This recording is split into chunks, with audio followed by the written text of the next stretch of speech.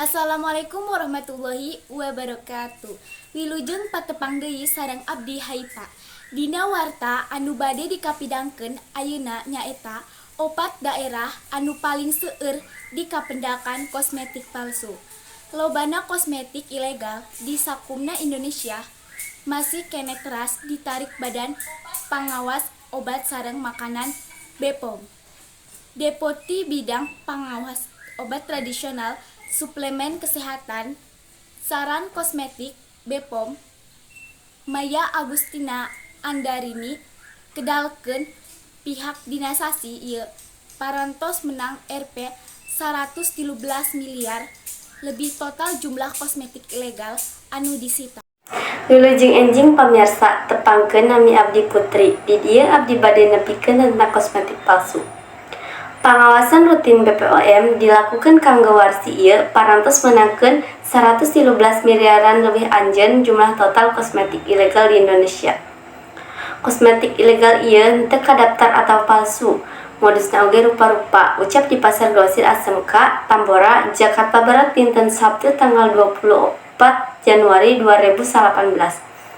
Pihakna anu parantos ngalakukeun kampanye cerdas pikeun cara pipilih sarta ngagunakeun kosmetik anu aman di Pasar Grosir ASMK ngesahkeun pengawasan kosmetik ilegal di warsi ayeuna kacida penting.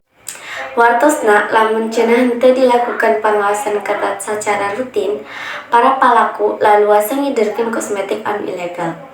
Urang ngentoskeun lamun nu ngaanggoan kosmetik teh kudu dicerdaskeun. Salian dilakukan tindakan tegas ku parusahaan anu bengal, urang oge hoyong cerdaskeun konsumen supaya maranehna tariasa milih kosmetik kalayan hade tur bener. Cindekna nurutkeun anjana kosmetik palsu anu diedarkeun teh lolobana dipendak di Pulau Jawa. Parusahaan kosmetik di Indonesia anu parantos ditindak hukum Nu seueur di Pulau Jawa terutami di daerah Tangerang, Banten, DKI Jakarta, jeung Jawa Barat. Pikeun langkah kanggo perusahaan-perusahaan anu bengal tos dilakukeun tapi abdi henteu apal jumlahna. Paling loba anu diedarkeun eta jenis kosmetik paranti kulit kedalna. Nah sakitu wae pamirsa anu tiasa kapihatur mugia urang sarerea ayeuna tiasa lebih terang karena kosmetik palsu. Sakalian kitu urang ulah papaduan milih kosmetik di pasaran. Ditingali heula seluk-belukna beh teu salah milih. Wilujeng patepang deui dina warta anu bakal dongkap sareng abdi Haifa.